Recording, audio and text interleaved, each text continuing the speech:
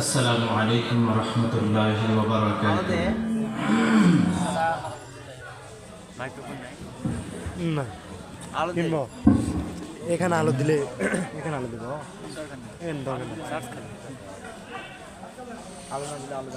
نحمده ونستعينه ونستغفره ونؤمن به ونتوكل عليه ونعوذ بالله من شرور أنفسنا ومن سيئات أعمالنا من يهده الله فلا مضل له ومن يضلل فلا هادي له ونشهد أن لا إله إلا الله وحده لا شريك له ونشهد أن سيدنا وحبيبنا ومولانا محمدا عبده ورسوله الذي أرسله بالحق بشيرا ونذيرا وداعيا إلى الله بإذنه وسراجا منيرا فقد قال الله تعالى في كلامه المجيد وفرقانه الحميد أعوذ بالله من الشيطان الرجيم بسم الله الرحمن الرحيم إن الله وملائكته يصلون على النبي يا أيها الذين آمنوا صلوا عليه وسلموا تسليما درود إبراهيم قرآن اللهم صل على محمد وعلى آل محمد كما صليت على إبراهيم وعلى آل إبراهيم إنك حميد مجيد اللهم بارك على محمد وعلى آل محمد كما باركت على إبراهيم وعلى آل إبراهيم إنك حميد مجيد بلغ العلا بكماله كشف الدجى بجماله حسنت جميع خصاله صلوا عليه وعليهم نسيما جانب بدح گزر کن جهوالا محمد را خبر کن بلغ العلا بكماله كشف الدجى بجماله حسنت جميع خصاله صلوا عليه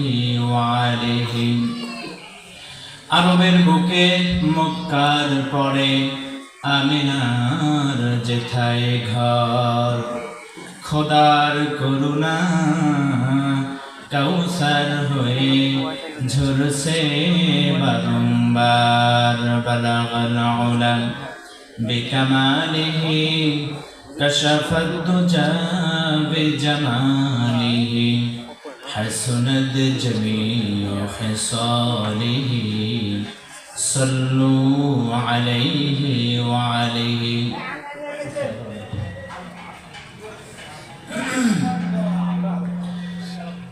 জামবান তোমরা হাফেজা মাদ্রাসা কর্তৃক আয়োজিত বাৎসরিক তাফসীর মাহফিলের আজকের এই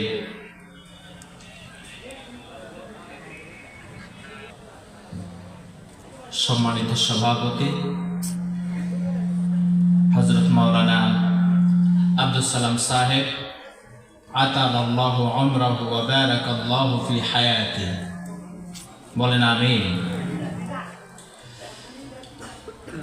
এতক্ষণ পর্যন্ত যারা কোরআন হাদিস থেকে কথা বলেছেন বিশেষ অতিথি, প্রধান অতিথি এবং আমাদের আকর্ষণ, আমাদের প্রধান বক্তা হযরত মাওলানা আতাউল ইবনে ওসমানী কুড়িগ্রাম হাফেজাহুল্লাহ, আমার সামনে বসা আমার প্রাণপ্রিয় ইসলাম প্রিয় মুসলিম ভাইয়েরা, পর্দার আড়ালে আমার মা এবং বোনেরা, আসসালামু আলাইকুম ওয়া রাহমাতুল্লাহি তাআলা ওয়া বারাকাতুহু। আমরা সর্বপ্রথম আল্লাহ রাব্বুল ইজ্জাতি ওয়াল জালালের দরবারে লাখ কোটি শুকরিয়া আদায় করছি, কৃতজ্ঞতা জ্ঞাপন করছি যে আল্লাহ রাব্বুল আলামিন আমাদেরকে অশেষ মেহেরবানি করে আজকের এই কোরআনের মাহফিলে আমাদেরকে কবুল করেছেন। এজন্য মহান মুনিবের দরবারে নত শিরে সবাই বলছি আলহামদুলিল্লাহ। দরুদ এবং তাসলিম বর্ষিত হোক আমাদের নেতা সাইয়্যিদিনা জনাবে মুহাম্মদুর রাসূলুল্লাহ সাল্লাল্লাহু আলাইহি ওয়াসাল্লামের প্রতি। যে উপস্থিতি, আপনারা সবাই কেমন আছেন? আলহামদুলিল্লাহ। আল্লাহ তাআলার মেহেরবানি, আল্লাহ আমাদেরকে ভালো রেখেছেন, সুস্থ রেখেছেন। দুনিয়ার জীবনে সবাই কল্যাণ চায়, সবাই চায় যে আমার জীবন সফল হোক, আমার জীবন কল্যাণময় হোক। ব্যর্থ জীবন কেউ চায় না, কেউ জীবনে ক্ষতিগ্রস্ত হতে চায় না। সফলতার জীবনের প্রতি মানুষের আকর্ষণ। কোন এক ব্যক্তি যদি সফল হয়, সব মানুষ তেমনই হওয়ার আশা পোষণ করে। আমরা মনে করে থাকি দুনিয়াতে কেউ কোটি কোটি টাকার মালিক হলে সে বুঝি সফল হয়েছে। দুনিয়াতে ধন সম্পদের অধিকারী হলে আমরা মনে করি সে সফল হয়েছে। দুনিয়াতে বিশাল ক্ষমতার অধিকারী হলে আমরা মনে করি সে সফল হয়েছে। ঠিক কিনা? আসলে সফলতা এবং ব্যর্থতা এর মানদণ্ড দুনিয়ার চৌহদ্দির মধ্যে সীমাবদ্ধ নয়। সফলতা আর ব্যর্থতা এটি চূড়ান্তভাবে নির্ধারণ হবে কিয়ামতের দিন, আখিরাতে। কোথায়? আখিরাতে। আমরা আজকে আলোচনা করব, সফলতার গল্প শোনাবো ইনশাআল্লাহ। আমরা শুনবো সফলতার গল্প আর ব্যর্থতার গল্প, কোরআনের দৃষ্টিকোণ থেকে, ইসলামের দৃষ্টিকোণ থেকে কারা সফল আর কারা ব্যর্থ। আপনারা কি আমার কথা বুঝতে পারতেছেন? কোরআনের দৃষ্টিকোণ থেকে আমরা সফল কিনা সেটা আমরা যাচাই করব ইনশাআল্লাহ। আসলে সফল জীবনের অধিকারী সবাই হতে চায়, ব্যর্থ কেউ হতে চায় না। পরীক্ষায় ফেল কি কেউ করতে চায়? বলেন, পরীক্ষায় কেউ ফেল করতে চায় না, কিন্তু সবাই পাশ করতেও পারে না। পাশ করার জন্য চেষ্টার প্রয়োজন আছে না নাই? ত্যাগ তিতিক্ষার প্রয়োজন আছে না নাই? বলেন। তেমনি সফলতার জীবন পেতে গেলে ব্যাপক চেষ্টার প্রয়োজন আছে, ত্যাগ তিতিক্ষার নাজরানা পেশ করার দরকার আছে। এরপরে মানুষ সফল হবে। কোরআনে আল্লাহ তাআলা বলছেন, أعوذ بالله من الشيطان الرجيم بسم الله الرحمن الرحيم فمن زحزح عن النار وأدخل الجنة فقد فاز وما الحياة الدنيا إلا متاع الغرور। যে ব্যক্তি জাহান্নাম থেকে মুক্তি পেয়ে জান্নাতে চলে গেল, এই ব্যক্তি যে সফল হয়ে গেল। সুবহানাল্লাহ বলেন। যে ব্যক্তি কেবলমাত্র জাহান্নাম থেকে মুক্তি পেয়ে জান্নাতে চলে গেল, এই ব্যক্তি সফল হয়ে গেল। আমরা দুনিয়াতে মনে করি যদি আমরা সফল হতে চাই তাহলে আমাদের ক্ষমতার প্রয়োজন আছে। যদি আমরা সফল জীবন যাপন করতে চাই তাহলে ব্যাপক টাকা পয়সা ধন সম্পদের প্রয়োজন আছে। আমরা যদি সফল হতে চাই, অট্টালিকা গাড়ি বাড়ির প্রয়োজন আছে। কিন্তু কোরআনের দৃষ্টিভঙ্গি ভিন্ন। আমরা যা মনে করি, আমরা যেটাকে সফলতা বলি, আল্লাহ তাআলা সেটাকে সফলতা বলেন নাই। আমাদের দৃষ্টিকোণ থেকে যেটাকে আমরা ব্যর্থতা মনে করি, আল্লাহর দৃষ্টিতে সেটা ব্যর্থতা নয়। কারো গাড়ি বাড়ি নাই, থাকার জায়গা নাই, স্টেশনে থাকে, রাস্তার পাশে ঘুমায়, আমরা মনে করি এই ব্যক্তি ব্যর্থ, ক্ষতিগ্রস্ত হয়ে গেছে। আবার মনে করি কোনো অর্থ সম্পদ কিছুই নাই, কোনো ক্ষমতা নাই, সবাই তার উপরে ক্ষমতা দেখায়, আর এই ব্যক্তি মাজলুম হয়ে গেছে, এ বুঝি ব্যর্থ হয়ে গেল দুনিয়ায়।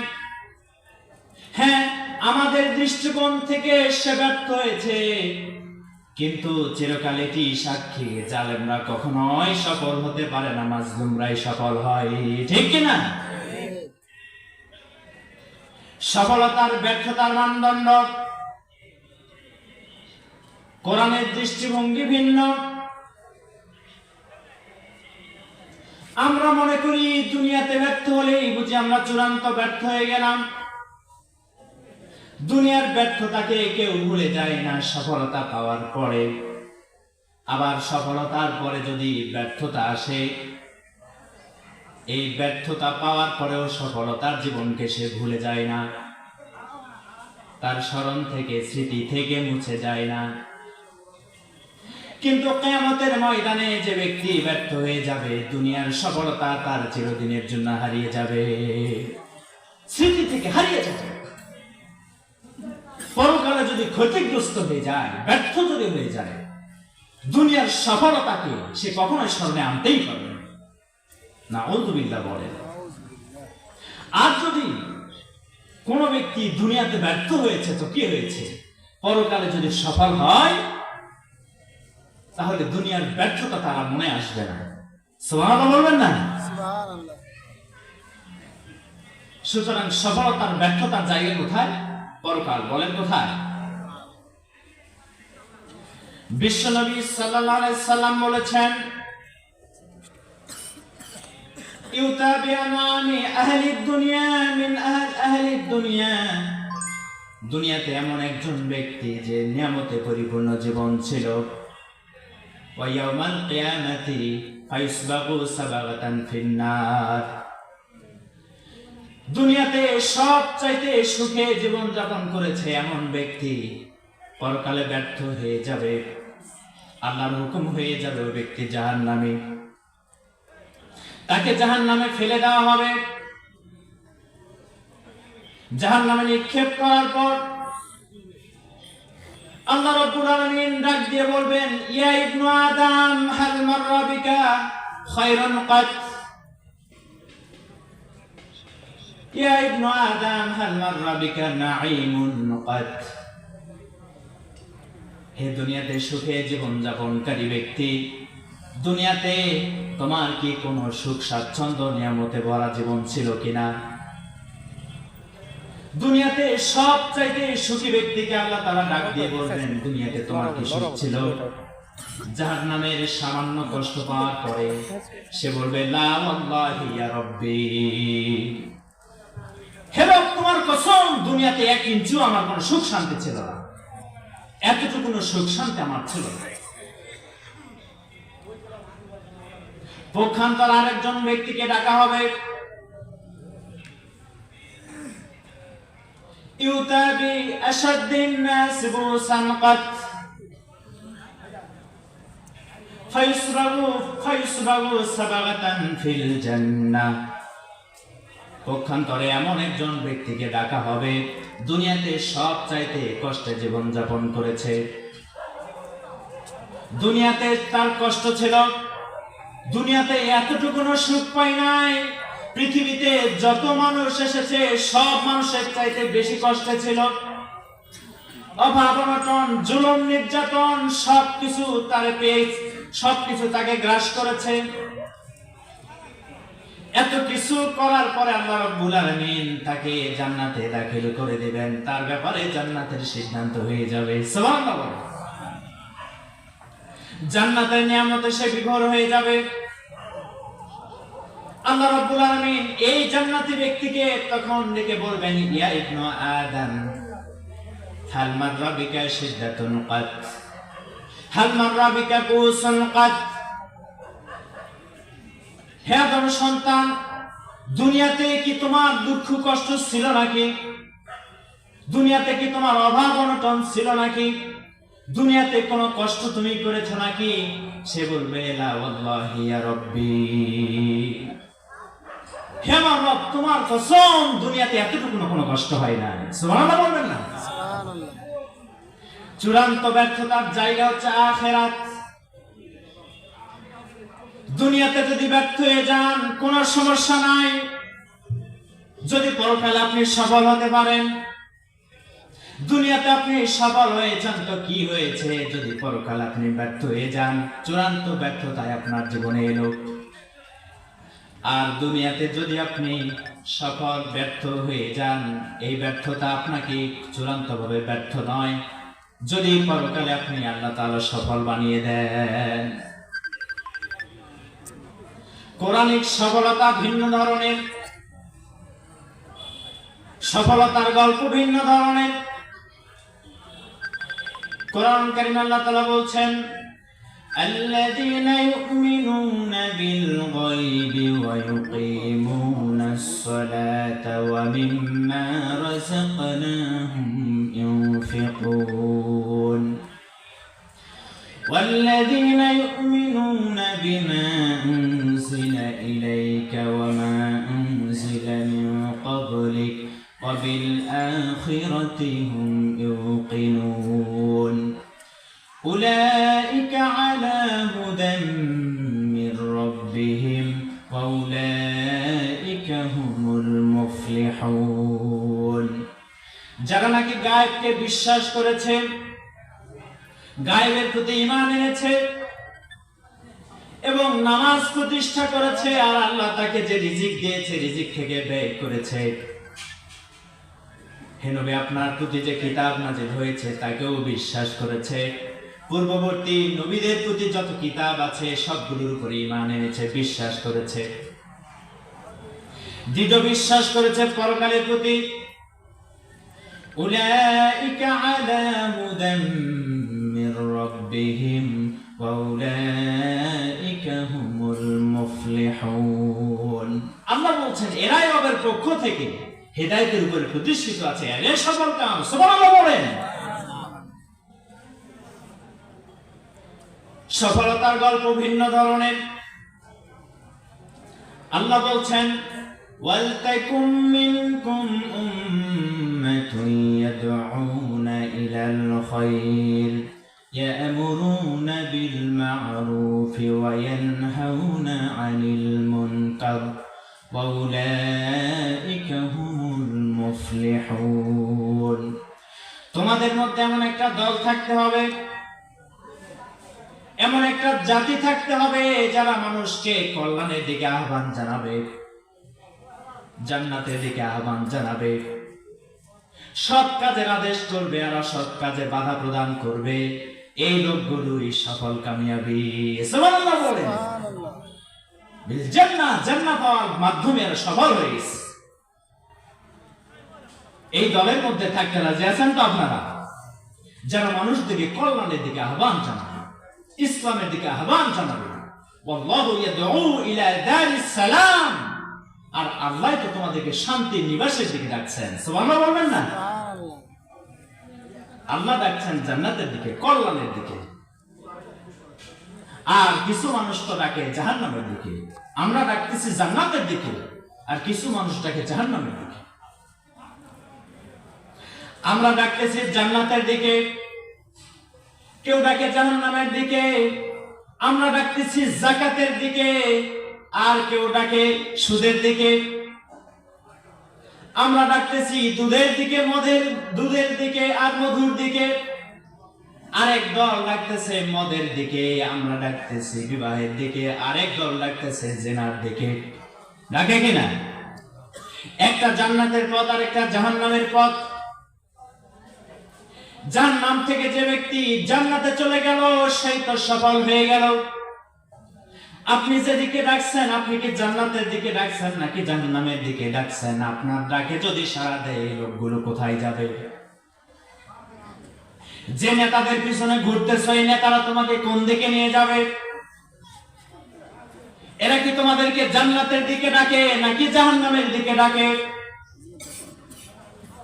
যাদের পিছনে ঘুরতেছ, সময় ব্যয় করতেছ, টাকা পয়সা খরচ করতেছ, এগুলো কার পথে ব্যয় করতেছ? এই ব্যয়টা কি ইসলামের পথে নাকি ইসলামের বিপক্ষে? ইসলামের পক্ষে ডাকলে তো আপনি সফল হয়ে গেলেন। আর যদি ইসলামের বিপক্ষে ডাকে মানুষের তৈরি করা মতবাদের দিকে,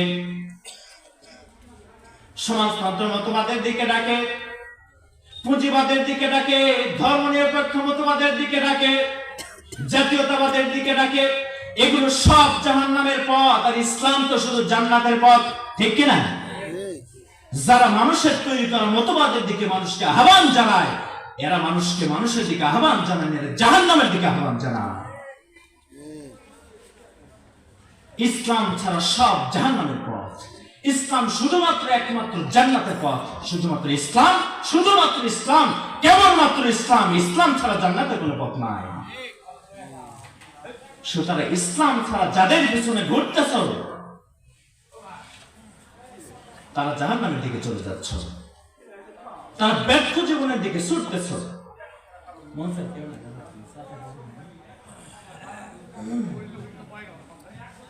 তারা মানুষকে জাহান্নামের দিকে ডাকে, যারা মানুষের তৈরি করা মতবাদের দিকে ডাকে। আর আমরা ডাকি ইলা দারিস সালাম। আল্লাহ যেদিকে ডেকেছেন জান্নাতের দিকে, আমরা সেদিকেই ডাকতেছি।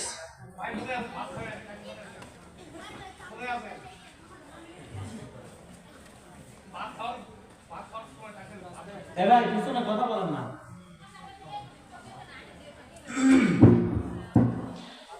আমরা ডাকতেছি জান্নাতের দিকে। আর যারা মানুষদেরকে জাহান্নামের দিকে ডাকে, এরা মানুষদেরকে চিরস্থায়ী ব্যর্থতার দিকে ডাকে, মানুষের জীবনকে ক্ষতিগ্রস্ত করতে চায়, ঠিক কিনা? সুতরাং আমরা কোন কথা যাব? মানুষের তৈরি করা মতবাদের দিকে নাকি ইসলামের দিকে? বলেন। ইসলামের দিকে। ইসলামের দিকে যদি যাই আমাদের জীবন সফল হয়ে গেল। ইসলামের দিকে যাওয়ার কারণে দুনিয়াতে যদি তুমি ব্যর্থ হয়ে যাও, ক্ষতিগ্রস্ত হয়ে যাও, তোমার স্বাধীনতার জীবন যদি হুমকির সম্মুখীন হয়, অসুবিধা কি? যদি আল্লাহ তাআলা তোমাদের জন্য জান্নাত তৈরি করে রাখেন, এটাই তো জীবনের চূড়ান্ত সফলতা, ঠিক কিনা? আমরা তো সেই সফলতার জিন্দেগি চাই, সফলতার জীবনই তো আল্লাহর কাছে চাই। আল্লাহ জীবন দিয়েছেন, জীবন কে দিয়েছেন? এই জীবন যদি আল্লাহর পথে ব্যয় করতে পারি তবেই জীবন সফল হবে। আর আল্লাহর দেওয়া জীবন নিয়ে, আল্লাহর দেওয়া নিয়ামত পেয়ে কেউ যদি আল্লাহ তাআলার বিরুদ্ধে জীবন যাপন করে, সে তো জীবনকে ক্ষতিগ্রস্ত করে ফেলল। আল্লাহর দেওয়া জীবন যদি আল্লাহর পথে চলে, সে জীবন সফল হয়ে গেল। কিয়ামতের দিন যদি ক্ষতিগ্রস্ত হয়ে যান, এটা তো আপনার জীবনের চূড়ান্ত ক্ষতিগ্রস্ততা, ব্যর্থতা। আর যদি দুনিয়াতে যদি পরকালে আপনি সফল হয়ে যান, তাহলে দুনিয়ায় ব্যর্থতা আসলেও আল্লাহ তাআলা আপনাকে সফল বানিয়ে দিল। সুবহানাল্লাহ। কিয়ামতের মাঠ, ইন্নামা তুওয়াফাউনা উজুরাকুম ইয়াওমাল কিয়ামা ফামান যুহজিহা আনিন নারি ওয়া উদখিলাল জান্নাতা ফাকাদ ফাজ। দুনিয়াতে তোমরা যে কামাই করছো, দুনিয়াতে যে কাজ করছো, কিয়ামতের ময়দানে এগুলো উপস্থিত হবে। আর কিয়ামতের দিন যে ব্যক্তি জাহান্নাম থেকে মুক্তি পেল, জান্নাতে চলে গেল, সে ব্যক্তি সফল হয়ে গেল। এখানে এমন একজন ব্যক্তির কথা হচ্ছে, এমন একজন ব্যক্তির ব্যাপারে যার বিচার শুরু হয়ে গেছে, কাঠগড়ায় দাঁড়িয়ে আছে। একটু আমার দিকে খেয়াল রাখবেন, কোথায় দাঁড়িয়ে আছে? কাঠগড়ায় দাঁড়িয়ে আছে। একটু মনে রাখবেন, সূর্য মাথার কাছে, সূর্যের তাপেতে জমিন তামার মতো গরম হয়ে গেছে, তামা হয়ে গেছে। পৃথিবীতে যত মানুষ এসেছিল সব মানুষ হাসরের ময়দানে দাঁড়িয়ে যাবে। সূর্য মাথার উপরে অবস্থান করবে, সূর্যের তাপেতে জমিন তামা হয়ে যাবে। সকল মানুষ পৃথিবীতে থাকবে, নবীরা থাকবে, ফেরেশতাও থাকবে। কেউ কোনো কথা বলবে না। পিনপতন নীরবতা, যেন একজন লোক সেখানে নাই। হাসরের মাঠ কিন্তু গোলমাল হবে না। বাজারের মতো নয় যে সবাই কথা বলবে, তা নয়। একজন ব্যক্তিও কথা বলতে পারবে না, পিনপতন নীরবতা বিরাজ করবে। কোরআনে আল্লাহ বলছেন, ইয়াউমা ইয়াকুমুর রূহু ওয়াল মালাইকাতু সাফফা লা ইয়াতাকাল্লামুনা ইল্লা মান আযিনা লাহুর রাহমানু ওয়া ক্বালা সাওয়াবা। রূহ ফেরেশতা জিবরাইল আলাইহিস সালাম, তিনি সহ সকল ফেরেশতারা সারিবদ্ধভাবে দাঁড়িয়ে যাবে। কেউ কোনো কথা বলতে পারবে না। আল্লাহ রাব্বুল আলামিন সেদিন যাকে নির্দেশ করবেন, অনুমতি দিবেন, শুধু সেই কথা বলবে। আর যিনি কথা বলবেন তিনি সঠিক কথা বলবেন, ব্যাঠিক কোনো কথা বলতে পারবেন না। দুনিয়াতে মনে যা চাই সব কথা বলা যায়, মিথ্যা কথা বলা যায়, ফাহেসা কথা বলা যায়, মিথ্যা সাক্ষ্য দেওয়া যায়। মিথ্যা সাক্ষ্য দিয়ে অন্যায় কথা বলে একজন নির্দোষী মানুষকেও দোষী বানানো যায়। নাটকের মঞ্চ বানিয়ে নির্দোষী কোরআনের দায়ীকে হত্যা করা যায়। কিন্তু কিয়ামতের ময়দানে এমন কেউ নাই যে আল্লাহ তাআলার দরবারে অনুমতি ছাড়া কথা বলবে। আবার যিনি কথা বলবেন অনুমতি পাবেন, অন্যায় কোনো কথাও বলতে পারবেন না। পিনপতন নীরবতা, কেউ কথা বলতে পারবে না। কিন্তু সবাই চাইবে আমাদের বিচার হয়ে যাক। সবাই বলবে ইয়া নাফসি ইয়া নাফসি, আমি মরে যাচ্ছি, আমার জীবন শেষ, আমাকে বাঁচান। নবীরা পর্যন্ত বলবে। সবাই চাইবে আমাদের বিচার হয়ে যাক, এই কষ্ট আমরা সহ্য করতে পারবো না। তারা বলবে আমাদের যদি জাহান্নাম হয়ে যায় আফসোস নাই, বিচার থেকে চলে যায়, বিচার শেষ হয়ে যাক, জাহান্নাম হলে হোক। অথচ বিচারের দিনের চাইতে জাহান্নাম লক্ষ কোটি বেশি আযাব। নাউযুবিল্লাহ বলে। সকল মানুষ চলে যাবে আদম আলাইহিস সালামের কাছে। আমাদের বিচার ফয়সালার ব্যাপারে আল্লাহ তাআলার কাছে আপনি সুপারিশ পেশ করেন। আদম আলাইহিস সালাম বলবেন আমার দ্বারা সম্ভব নয়। যাও নূহের কাছে যাও। নূহ আলাইহিস সালাম বলবেন আমি পারবো না। ইব্রাহিমের কাছে চলে যাও। ইব্রাহিম আলাইহিস সালাম বলবেন আমি পারবো না। মুসার কাছে চলে যাও। সবাই এক এক কথা বলবেন, নিজেদের দোষ উপস্থাপন করবেন আর বলবেন আমরা এই দোষের কারণে আল্লাহ তাআলার সামনে সুপারিশ পেশ করতে পারবো না। মুসা আলাইহিস সালাম বলবেন যাও ঈসার কাছে যাও। ঈসা আলাইহিস সালাম বলবেন আমি পারবো না, তবে একজন ব্যক্তি পারবেন যাকে অনুমতি দেওয়া হবে, তিনি বিশ্ব নবী জনাবে মুহাম্মদুর রাসূলুল্লাহ সাল্লাল্লাহু আলাইহি সাল্লাম। তাকে অনুমতি দেওয়া হবে। বিশ্ব নবী সাল্লাল্লাহু আলাইহি সাল্লাম বলছেন, বুখারীর হাদিস কিতাবুত তাওহীদ, বিশ্ব নবী বলছেন আমাকে অনুমতি দেওয়া হবে এবং আমাকে কিছু প্রশংসার বাক্য শেখানো হবে। এরপর আমি আল্লাহ রাব্বুল আলামিনের দরবারে সিজদায় পতিত হয়ে যাব। এই সিজদায় কত কাল চলে যাবে আল্লাহ তাআলা ছাড়া কেউ জানেন না। আল্লাহ তাআলা ডাক দিয়ে বলবেন ইয়া মুহাম্মদ ইরফা রাসাক, হে মুহাম্মদ তুমি মাথা উঠাও। কুল ইসমা লাক, তুমি যা বলো সব কথাই শোনা হবে। সালতু উতা, তুমি যা চাইবে তাই দেওয়া হবে। ফাশফা তুশফা, তুমি সুপারিশ করো গ্রহণ করা হবে। বিশ্বনবী সাল্লাল্লাহু আলাইহি সাল্লাম বলবেন ইয়া রাব্বি উম্মতি উম্মতি, হে আমার মালিক আমার উম্মত আমার উম্মত। আল্লাহ তাআলা ডাক দিয়ে বলবেন যাও তোমার উম্মতদেরকে জান্নাতের দিকে নিয়ে যাও। মান কানা ফি কলবি মিসকালা শাইরাতিন মিসকালা দাররাতিন শাইরাতিন মিন ঈমান, যাদের কলিজায় জবের মতো ঈমান আছে, জবের দানার মতো ঈমান আছে, যাও জান্নাতে নিয়ে যাও। আবার সিজদায় পড়ে যাবেন।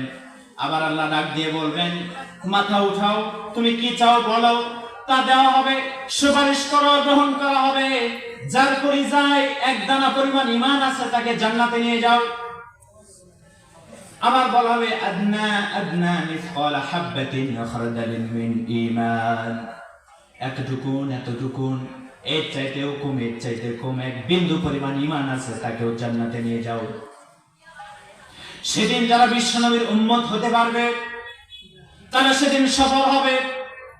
দুনিয়াতে যারা বিশ্বনবী সাল্লাল্লাহু আলাইহি ওয়াসাল্লামের পথের অনুসরণ করেন নাই, সুন্নাহ মানেন নাই, পথ পদ্ধতি মেনে চলেন নাই, মন যা চেয়েছে তাই করেছেন, নেতার পিছনে ঘুরে ঘুরে জীবন শেষ করেছেন, মানুষের তৈরি করা আইন প্রতিষ্ঠার জন্য জীবন শেষ করেছেন, ইসলামের বিরুদ্ধে চলেছেন, সেদিন আর বিশ্বনবীর উম্মত হিসাবে পরিচয় দিতে পারবেন না। কোরআন সেদিন বাধার সৃষ্টি করে দেবে, কোরআন সেদিন বাধা দিয়ে দেবে। সেদিন তাদেরকে উম্মত হিসেবে অনুমতি দেওয়া হবে না। সেদিন অনুমতি যারা পাবে না তারা ব্যর্থ হয়ে গেল। আর যারা বিশ্বনবী সাল্লাল্লাহু আলাইহি ওয়াসাল্লামের উম্মত হতে পারলো তারা জীবন সফল হয়ে গেল। সুবহানাল্লাহ বলে। যারা কোরআনের পথে দুনিয়াতে বাধার সৃষ্টি করে, কোরআন সেদিন তাদের পথে বাধার সৃষ্টি করে দেবে। বিশ্বনবী সাল্লাল্লাহু আলাইহি ওয়াসাল্লাম তাদের ব্যাপারে সুপারিশ করবেন না। মা ইয়াবাকা, কিছু বাকি থাকবে, হাত্তা ইয়াবাকা, ততক্ষণ পর্যন্ত কিছু লোক বাকি থাকবে উম্মত হিসেবে যারা দুনিয়াতে পরিচিত ছিল, দুনিয়াতে মুসলমান হিসাবে পরিচিত ছিল, এদেরকে সেদিন চেনা যাবে। কিন্তু কোরআন তাদের কি করবে? বাধার সৃষ্টি করে দেবে। কোরআন বাধা দেবে। হাসরের মাঠ উত্তপ্ত থাকবে, সবাই পানি পানি করে চিৎকার দিতে থাকবে। বিশ্বনবী সাল্লাল্লাহু আলাইহি সাল্লাম বলেছেন, সর্বপ্রথম আমি হাউজে কাউসারের নিকটে চলে যাব। হাউজে কাউসারের নিচে বিশ্বনবী সাল্লাল্লাহু আলাইহি সাল্লাম চলে যাবেন। ইন্নী ফারাতিকুম আলাল হাউজ মান মাররা আলাইয়া শারিবা ওয়া মান শারিবা লাম ইয়াদমান আবাদা। বিশ্বনবী সাল্লাল্লাহু আলাইহি সাল্লাম বলেছেন, সর্বপ্রথম আমি হাউজে কাউসারের নিকটে যাব। আমার হাত থেকে এক পেয়ালা করে যারা পান করবে কিয়ামত পর্যন্ত, জান্নাতে যাওয়ার আগ পর্যন্ত আর সে তৃষ্ণার্ত হবে না। যারা একবার পান করবে তারা তৃষ্ণার্ত হবে না। বিশ্বনবী সাল্লাল্লাহু আলাইহি সাল্লাম বলেছেন, এরপর আমার উম্মত যত আছে সবাইকে পান করা হবে, কিন্তু একদল মানুষ যাদেরকে আমি চিনব, আরিফুহুম ওয়া ইয়ারিফুনানি, যাদেরকে আমিও চিনব তারাও আমাকে চিনবে। সুম্মা ইউহালু বাইনি ওয়া বাইনাহুম, তাদের মাঝে আর আমার মাঝে পর্দা দেওয়া হবে। তারা বলবে, ইন্নাহুম মিন্নি, হে নবী আমরা তো আপনার উম্মত। কি বলবে? বলবে আমরা আপনার উম্মত। বুখারীর হাদিস, আমরা তো আপনার উম্মত হে নবী, আমরা তো আপনার উম্মত, এক গ্লাস পানি পান করান। ফেরেশতা বলবে, হে নবী তা না, এরা ইসলামের কম বেশ করেছে, ইসলাম মানে নাই, মন যা চেয়েছে তা করেছে, প্রয়োজন মনে করেছে বাড়িয়েছে, প্রয়োজন মনে করেছে কাটছাট করেছে, মন যা চেয়েছে ইসলামকে সেভাবে ব্যবহার করেছে। ইসলাম মতো এরা চলে নাই, এরা ইসলামকে চলতে বাধ্য করেছে দুনিয়াতে। ইসলামের আইন দুনিয়াতে প্রতিষ্ঠিত করে নাই, বরং তাদের আইন দিয়ে ইসলামকে পরিচালনার চেষ্টা করেছে। এরা সেদিন ব্যর্থ হয়ে যাবে। বিশ্বনবী সাল্লাল্লাহু আলাইহি সাল্লাম বলবেন, সুকান সুকান লিমান গায়্যারা বা'দি, দূর হয়ে যা, দূর হয়ে যা, তোরা আমার উম্মত না, তোরা দুনিয়াতে আমার পথ পদ্ধতি মেনে চলিস না। বিশ্বনবী যাদের ব্যাপারে বলবেন, যে উম্মতগুলির ব্যাপারে দুনিয়াতে মুসলমান দাবিদার যাদের ব্যাপারে কথা বলবেন, তারা চিরস্থায়ীভাবে ক্ষতিগ্রস্ত এবং ব্যর্থ হয়ে গেল তারা। ঠিক কিনা? এজন্য চূড়ান্ত সফলতার ব্যর্থতার জায়গা কোথায়? বলেন আখিরাতে কোথায়? আমাদের দৃষ্টিকোণ থেকে আমরা মনে করি আমরা যদি ধন সম্পদ পাই তাহলে বুঝি আমরা দুনিয়াতে সফল হয়ে গেলাম। বলি কিনা? ধন সম্পদ পেলে সফল হয়ে যাব। কথা বলেন, জবাব দেন, ঠিক কিনা?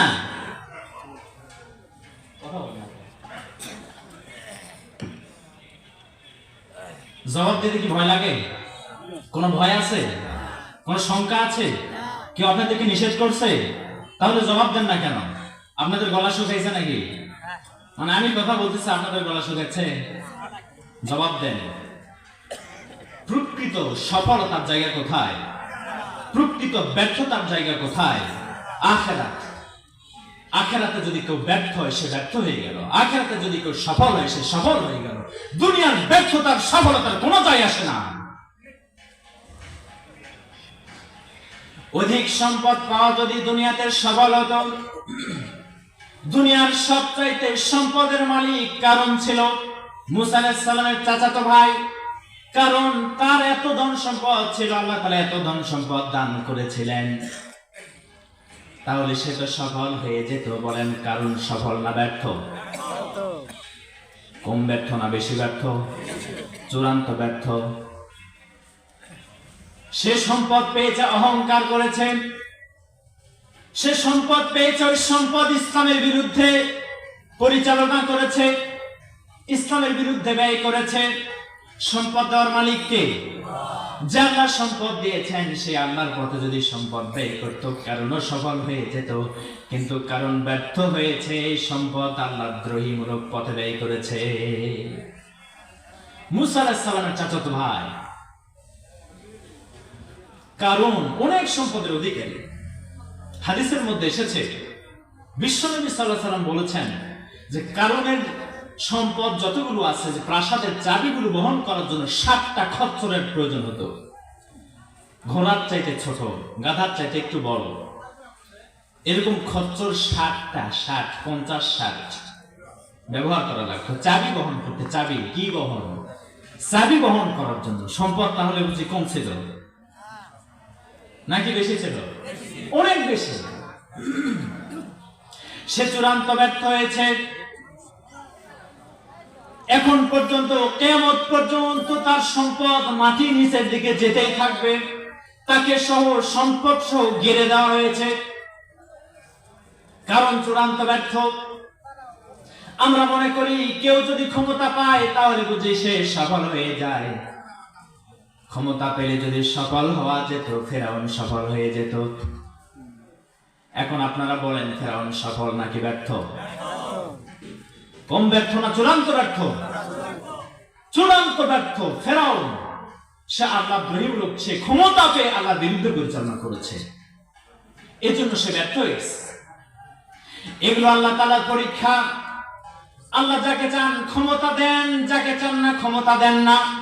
ক্ষমতা পাওয়ার পর যারা ক্ষমতাকে ইসলামের বিপক্ষে পরিচালনা করে, দুনিয়াতে এরা আমাদের দৃষ্টিকোণ থেকে সফল হলেও পরকালে এরা চূড়ান্ত ব্যর্থ হয়ে গেছে। ফেরাউন সফল হয় নাই।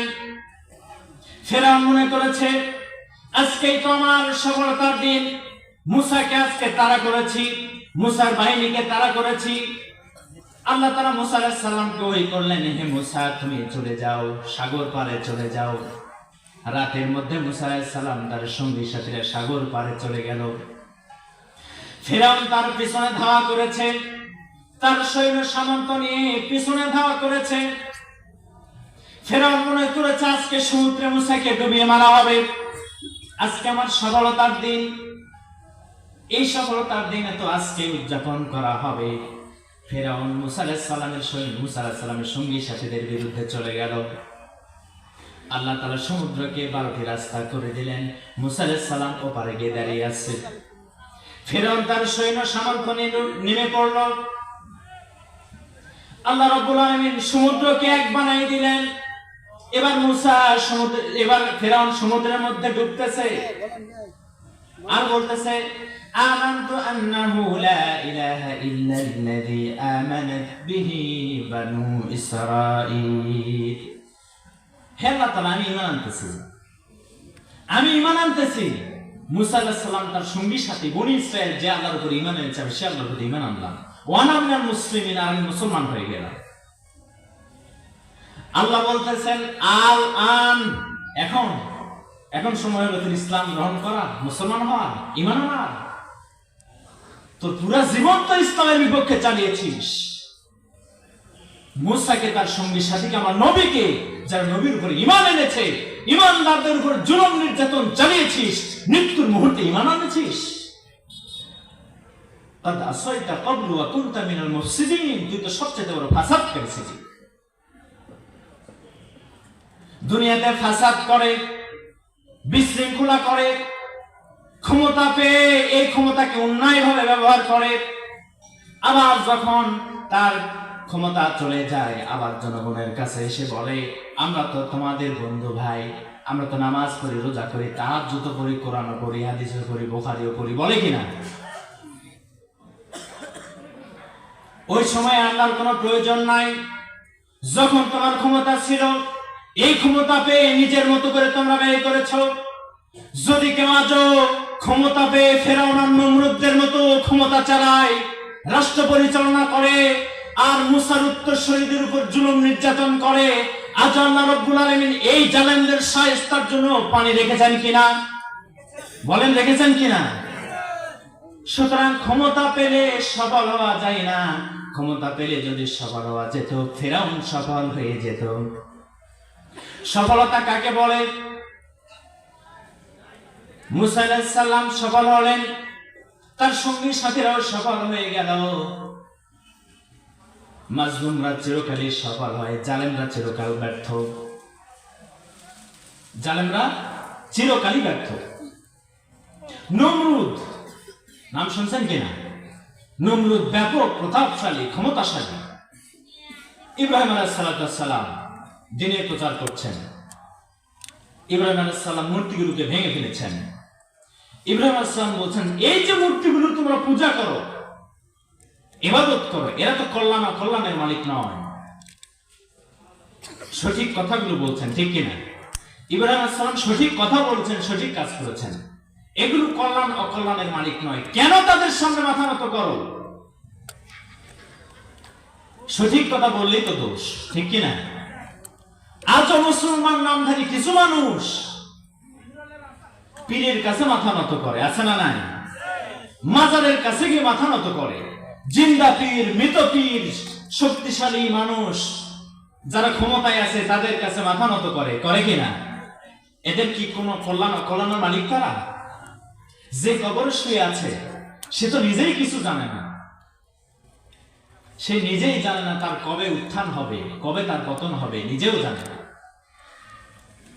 ওমা ইয়াশউরুনা আইয়ানা ইউবআসুন, তারা জানে না কবে সে কবর থেকে উঠবে, এটা তারা নিজেরাই জানে না। আর আমরা তাদের কাছে গিয়ে হাত পাতিয়ে থাকি। নাউযুবিল্লাহ বলেন। ইব্রাহিম আলাইহিস সালাম বলছেন, এই মূর্তিদের পূজা করা যাবে না। এই মূর্তি পূজা কোনো কল্যাণ অকল্যাণের মালিক নয়। হাত আছে ব্যবহার করতে পারে না, চোখ আছে দেখে না, পা আছে চলতে পারে না, বডি আছে কোনো কাজে লাগে না, খাবার সামনে আছে খাইতেও পারে না, এদের পূজা কেন করো? ইব্রাহিম আলাইহিস সালাম চিন্তা করছেন এবার কিভাবে কি করা যায়। মেলার দিন বসলো, সবাই মেলায় চলে যাচ্ছে। ইব্রাহিম আলাইহিস সালামকে বলছেন, ইব্রাহিম মেলায় চলো। ইব্রাহিম আলাইহিস সালাম বলছেন, ইন্নী সাকিম, আমি অসুস্থ। অথচ ইব্রাহিম আলাইহিস সালাম শারীরিকভাবে অসুস্থ ছিলেন না, তিনি একটা পরিকল্পনা গ্রহণ করছিলেন। তাল্লাহি লাআকিদান্না আসনানাকুম বা'দা আন তুওয়াল্লু মুদবিরিন। মুসা আলাইহিস সালাম বলছেন, আল্লাহর কসম তোরা যা, মেলায় তোরা যা, আমি কি কাণ্ডটা ঘটাই দেখাবো। সবাই মেলায় চলে গেল। ফাজআলনাহুম যুজাদান ইল্লা কাবীরান লাহুম।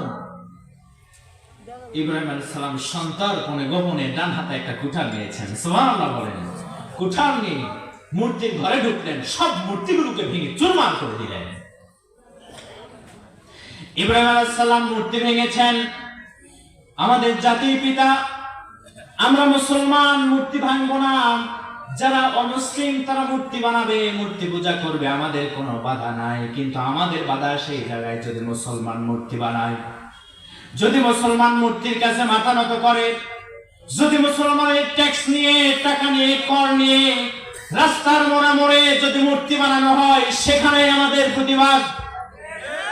মুসলমানদের টাকা নিয়ে, রেভিনিউ নিয়ে, কেন অনুমতি নিয়ে, ক্ষমতা পেয়ে মুসলমানদের ভোট নিয়ে কেন মূর্তি বানাবে তারা?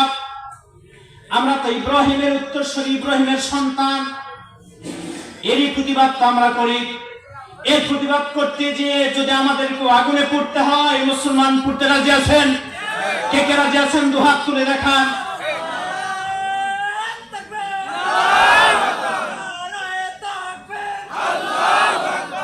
মুসলমান শিরকের বিরুদ্ধে, আমরা শিরককে বরদাস্ত করতে পারি না, আমরা শিরককে বরদাস্ত করব না। অমুসলিমরা মূর্তি বানাক, মূর্তি পূজা করুক, অমুসলিমরা মূর্তি বানাক, মূর্তি পূজা করুক, আমাদের কোনো বাধা নাই। কিন্তু মুসলমান মূর্তি বানাবে কেন, মূর্তি তৈরি করবে কেন? এটা শিরক, স্পষ্ট শিরক। এটা যারা বিশ্বাস করবে, মানবে, তারা মুশরিক হয়ে গেল। ইব্রাহিম আলাইহিস সালাম মূর্তি ভেঙে ফেললেন, বিচার কার্য শুরু হয়ে গেল। ইব্রাহিম আলাইহিস সালামকে দোষী সাব্যস্ত করা হলো, শাস্তির আওতায় নিয়ে আসা হলো। কি শাস্তি হবে? আগুনে পুড়ে ফেলতে হবে। কি করা হবে? আগুনে পুড়ে মারবে। আগুন জ্বালালো। সমাজের লোকজন, রাষ্ট্রের লোকজন মনে করছে যে ইব্রাহিম কেন এই কাজ করলো, ইব্রাহিম তো ক্ষতিগ্রস্ত হয়ে গেল, ইব্রাহিম ব্যর্থ হয়ে গেল। ইব্রাহিম কি হয়ে গেল? ব্যর্থ হয়ে গেল। সমাজের লোকজনদের ধারণা ইব্রাহিম ব্যর্থ হয়ে গেছে, আজকে তাকে আগুনে ফেলে দেওয়া হবে, সে ক্ষতির মধ্যে পড়ে গেল। আগুন জ্বালানো হলো, ইব্রাহিম আলাইহিস সালামকে ফেলানোর ব্যবস্থাও করা হলো। সফলতার ব্যর্থতা কারে কয়? ইব্রাহিম আলাইহিস সালামকে আগুনে ফেলা হলো, ইব্রাহিম আলাইহিস সালাম আগুনে পড়ে গেছেন, আগুনে পড়েন না, সুবহানাল্লাহ বলেন। আগুনের মধ্যে পড়ে তিনি হাসতেছেন, তিনি আরামে বসে আছেন, পায়ের উপর পা দিয়ে বসে আছেন। আর সবাই বলতেছে ইব্রাহিম কেন পড়ে না? চতুর্দিকে সবাই অবাক। ইব্রাহিম তো খলিলুল্লাহ, তিনি তো আল্লাহর বন্ধু, তাকে আজকে ফেলে দেওয়া হবে অগ্নিকুণ্ডে। আসমানের ফেরেশতারা তাকিয়ে আছে, জমিনের ফেরেশতারা তাকিয়ে আছে। জিবরাইল আলাইহিস সালাম এসে ইব্রাহিম আলাইহিস সালামের কাছে বলেন, হে ইব্রাহিম খলিলুল্লাহ, আমাকে শুধু একবার অনুমতি দিন, পাখার এক ঝাপটা দিয়ে। ইব্রাহিম আলাইহিস সালামের অসংখ্য পাখা আছে, 600 পাখা আছে, এক ঝাপটা দিয়ে আগুনগুলোকে নিভিয়ে দেওয়া হবে। ইব্রাহিম আলাইহিস সালাম জিবরাইল আলাইহিস সালামের কাছে সাহায্য চাইতেছেন না, কোনো সাহায্য চান নাই, আগুনে বসে আছেন। নমরুদের গোষ্ঠীরা দেখতেছে। ইব্রাহিম আলাইহিস সালাম বলছেন, দুনিয়াতে যত শান্তির জায়গা আমি পেয়েছি, দুনিয়াতে যত সুখের জায়গা পেয়েছি, আগুনে যে 40 দিন ছিলাম, এর মতো সুখের জায়গা কোথাও পাই নাই। সুবহানাল্লাহ বলেন। আমরা যেটাকে ব্যর্থতা মনে করি, আল্লাহ রাব্বুল আলামিন এই ব্যর্থতাকে সফলতায় পর্যবসিত করে দেন। যারা আল্লাহর পথে থাকে, ব্যর্থতা আমাদের চোখে দেখলেও তাদের জীবনে চূড়ান্ত সফলতা, ঠিক কিনা? এখন নমরুদ সফল হয়েছে নাকি ইব্রাহিম আলাইহিস সালাম সফল হয়েছে? কে সফল হয়েছে? ইব্রাহিম আলাইহিস সালাম সফল হয়েছেন, আল্লাহ সফল বানিয়ে দিয়েছেন। আগুনে পুড়তেছেন তবুও সফল। আল্লাহর জন্য কষ্ট করা, ত্যাগ করা, এটাতেই চূড়ান্ত সফলতা। সুবহানাল্লাহ। আমরা যেটাকে সফলতা মনে করি সেটা সফলতা নাও হতে পারে। আল্লাহ রাব্বুল আলামিন যেটাকে সফলতা মনে করেন সেটাই চূড়ান্ত সফলতা। কোরআনে আল্লাহ তাআলা বলছেন, ইয়া আইয়ুহাল্লাযীনা আমানুত্তাকুল্লাহা ওয়াবতাগু ইলাইহিল ওয়াসিলা ওয়াজাহিদু ফি সাবিলিহি লাআল্লাকুম তুফলিহুন। ওহে তোমরা যারা ঈমান এনেছো, আল্লাহ তাআলাকে ভয় করো আর তার নৈকট্য লাভের অন্বেষণ করো। আল্লাহর রাস্তায় জিহাদ করো, সংগ্রাম করো আল্লাহর দ্বীন প্রতিষ্ঠার জন্য। আশা করা যায় তোমরা সফল হবে। সুবহানাল্লাহ বলেন। কোরআনিক দৃষ্টিভঙ্গি কেমন? কোরআনের উন্নত আল্লাহ বলছেন, الذين آمنوا وهاجروا وجاهدوا في سبيل الله بأموالهم وأنفسهم أعظم درجة عند الله وأولئك هم الفائزون আর যারা ঈমান এনেছে আর আল্লাহর জন্য ত্যাগ তিতিক্ষার নাজরানা পেশ করেছে, জীবন দিয়ে সম্পদ দিয়ে আল্লাহর দ্বীন প্রতিষ্ঠার জন্য সংগ্রাম চালিয়েছে, আল্লাহ তাআলার নিকটে এদের মর্যাদা সব চাইতে বেশি, আর এরাই চূড়ান্ত সফল হয়ে গেল। সুবহানাল্লাহ বলেন, এরাই চূড়ান্ত সফল। আল্লাহর দৃষ্টিতে সফলতা ভিন্ন রকম। লা ইয়াস্তাবি আসহাবুন নারি ওয়া আসহাবুল জান্নাহ আসহাবুল জান্নাতি হুমুল ফাইজুন। জান্নাতি আর জাহান্নামী এক নয়, জান্নাতবাসী আর জাহান্নামবাসীদের অবস্থা এক নয়। যারা জান্নাতবাসী আর যারা জাহান্নামবাসী তারা কখনো সমান হতে পারে না। যারা জান্নাতবাসী, যারা জান্নাতে চলে গেল, এরাই চূড়ান্ত সফল হয়ে গেল। قد أفلح المؤمنون الذين هم في صلاتهم خاشعون والذين هم عن اللغو معرضون والذين هم للزكاة فاعلون। যারা ঈমান এনেছে তারা সফল হয়েছে। সুবহানাল্লাহ বলেন, আমরা ঈমানদার কিনা? যারা ঈমান এনেছে তারা সফল হয়ে গেছে, অবশ্যই সফল হয়েছে। যারা বিনয়ের সাথে ভীতির সাথে নামাজ আদায় করেছে তারা সফল হয়েছে। যারা যাকাত আদায় করেছে তারা সফল হয়েছে। যারা বেহুদা কথা কাজ থেকে দূরে থেকেছে, অনর্থক কথা কাজ থেকে দূরে থেকেছে, তারা সফল হয়েছে। সুবহানাল্লাহ। قد أفلح من تزكى وذكر اسم ربه فصلى। সফল হলো তারা قد أفلح من تزكى, যে নিজেকে পবিত্র রেখেছে অন্যায় থেকে, অপকর্ম থেকে, আল্লাহ দ্রোহিতা থেকে, হারাম থেকে, যারা পবিত্র থেকেছে তারা সফল হয়ে গেছে। সুবহানাল্লাহ বলেন। আর যারা আল্লাহর শরণার্থে নামাজ আদায় করেছে তারাও সফল হয়েছে। সফলতার ব্যর্থতা, কি গল্প শোনাচ্ছিলাম? সফলতার ব্যর্থতার গল্প। কোরআনিক ধারণা ভিন্ন রকম। ইউসুফ আলাইহিস সালামের 11 ভাই চিন্তা করলো যে আমার বাবা ইয়াকুব সবচাইতে বেশি ভালোবাসে ইউসুফকে,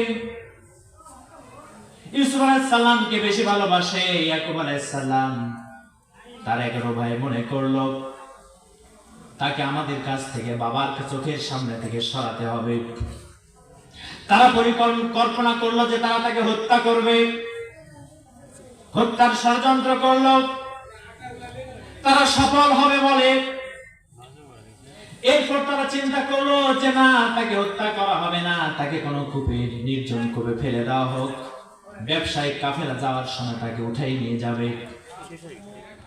পরিকল্পনা যেমন, কাজও তেমন। 11 ভাই মিলে ইউসুফ আলাইহিস সালামকে নির্জন কূপে ফেলে দিল, আর ইউসুফ আলাইহিস সালামকে ব্যবসার পথে যাওয়া আসার সেই কাফেলা তাকে উঠাই নিয়ে চলে গেল। এরপর বিক্রি করার জন্য বাজারে চলে গেল। একটু কান খাড়া করে শোনেন, নবীর ছেলে নবী হচ্ছেন, তার ব্যর্থতা কোথায়, তার সফলতা কোথায়? এখন তাকে বিক্রি করা হবে। وشروه بثمن بخس دراهم معدودة وكانوا فيه من الزاهدين। তাকে বিক্রি করার জন্য নিয়ে গেল। বিনা পণ্যের, বিনা পুঁজি বিধায় কিনে আনা লাগলো না, বিনা কেনাতেই তাকে বিক্রি করার জন্য নিয়ে গেল।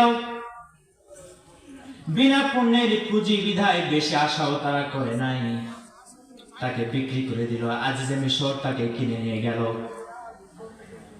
ইউসুফ আলাইহিস সালাম চলে গেলেন দাসত্বের জীবনে, আজিজে মিশরের কাছে চলে গেলেন, মিশরের রাজপ্রাসাদে উঠে গেলেন, কিন্তু গোলাম হিসাবে তিনি কাজ করতেছেন। কিছুদিন পরে তাকে জেলখানায় নিয়ে যাওয়া হলো। আল্লাহ ওহী করছেন, সুবহানাল্লাহ বলেন। সফলতার ব্যর্থতা কাকে বলে? সবাই মনে করলো, 11 ভাই মনে করলো ইউসুফ ব্যর্থ হয়ে গেল, আমরা সফল হয়ে গেলাম। ইউসুফ বাবার কাছ থেকে চলে গেল, আমরাই বাবার প্রিয় হয়ে গেলাম। কিন্তু ব্যাপার তা না, যেরকম তারা ভেবেছিল তা না। আজও যারা ক্ষমতায় পেয়ে ক্ষমতাকে অন্যায়ভাবে ব্যবহার করেছে, নিজেদের ক্ষতির কারণ ভেবে নিজেদের চোখের সামনে থেকে সরাতে হবে, আর রাখা যাবে না। আমাদের ক্ষমতার জন্য সে হুমকি স্বরূপ, আমাদের ক্ষমতা বুঝে আর টিকে না। যদি কোরআনের এই দায়ী থাকে, আমাদের ক্ষমতা হয়তো চেয়ার হয়তো আর থাকবে না। যেভাবে হয় নাটক মঞ্চ সাজিয়ে তাকে বিদায় করতে হবে, দুনিয়াতে ফাঁসির কাষ্ঠে ঝুলাতে হবে। যাদেরকে ফাঁসির কাষ্ঠে ঝুলাইছো তারা ব্যর্থ হয় নাই, জালেমরা তোমরাই ব্যর্থ হয়েছো। যারা শহীদ হয়েছে তারা সফল হয়েছে, ঠিক কিনা? মাজলুমরা চিরকালই সফল হয়। ইউসুফ আলাইহিস সালাম মাজলুম হলেন, বাবার কাছ থেকে স্বাধীনতার জীবন ছিন্ন হয়ে গেল, গোলামীর জীবন তিনি যাপন করলেন। কিছুদিন পরে আল্লাহ রাব্বুল আলামিন মিশরের রাজপ্রাসাদে অর্থমন্ত্রীর দায়িত্ব দিয়ে এই 11 ভাইকে ইউসুফ আলাইহিস সালামের সামনে ভিক্ষার জন্য নির্ধারণ করেছেন। সফলতার ব্যর্থতার মালিক কে? যে 11 ভাই তাকে ব্যর্থ করতে চেয়েছিল, ব্যর্থ তারাই হয়েছে। ইউসুফ আলাইহিস সালাম সফল হয়েছে। 11 ভাই ভিক্ষার ঝুড়ি নিয়ে দাঁড়িয়ে আছে। ইউসুফ, তুমি যদি কিছু দাও আমরা খেতে পারবো। সুতরাং চূড়ান্ত সফলতার ব্যর্থতার জায়গা আখিরাত, দুনিয়া নয়। দুনিয়াতে ধন সম্পদ টাকা পয়সা হয়েছে তো কি হয়েছে, যদি পরকালে ভিক্ষার ঝুড়ি ওঠে? দুনিয়াতে অট্টালিকা বাড়িঘর হয়েছে তো কি হয়েছে, দুনিয়া পরকালে যদি তোমার কিছুই না থাকে? দুনিয়াতে তোমার ফুলের মালা পরানো হয়েছে তো কি হয়েছে, কিয়ামতের ময়দানে যদি তোমার গলায় জুতার মালা পরানো হয়? দুনিয়াতে তোমার ব্যর্থ জীবন হয়েছে তো কি হয়েছে, যদি পরকালে সফল হয়? দুনিয়াতে তোমার গলায় ফাঁসির রশি পরানো হয়েছে তো কি হয়েছে, কিয়ামতের ময়দানে রিদওয়ান ফেরেশতা যদি ফুলের মালা নিয়ে দাঁড়িয়ে থাকেন? এটাই তো জীবনের চূড়ান্ত সফলতা, ঠিক কিনা? সুতরাং সফলতার জীবন হচ্ছে আখিরাত। বলেন কোথায়?